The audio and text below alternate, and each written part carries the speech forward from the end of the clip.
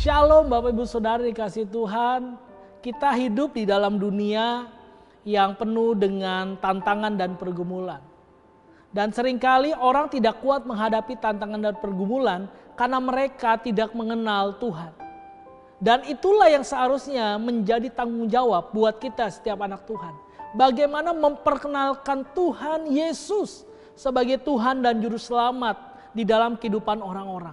Sebab hanya dengan demikianlah satu kota bisa diubahkan. Hanya demikianlah satu bangsa bisa diubahkan. Ketika ada orang yang bertobat dan berseru kepada Yesus Tuhan. Nah, pertanyaannya buat kita hari ini. Sudahkah kita terlibat di dalam misi dan penginjilan?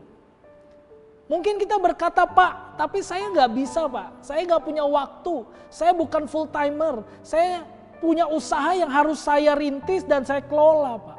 Saya punya keluarga, Pak. Bagaimana saya bisa terlibat dalam penginjilan? Sederhana, saudara.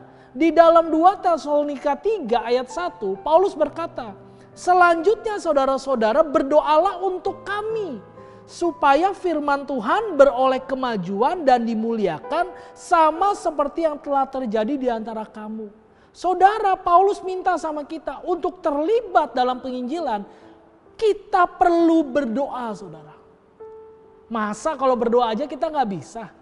Pasti kita bisa lakukan dong. Kita bisa berdoa di sela-sela kesibukan kita. Berdoa di sela-sela aktivitas usaha kita. Kita bisa berdoa. Nah, pertanyaannya, mau nggak kita berdoa? Kalau mau, sudahkah kita berdoa? Sebab tahukah saudara, sebenarnya ketika kita mendengar Injil pun, itu ada orang yang sedang berdoa bagi kita. Oleh karena itu, Tuhan bekerja dan hati kita terbuka, kita percaya kepada Yesus sebagai Tuhan. Nah, hari ini, saudara, mari doakan setiap penginjilan yang sedang dilakukan.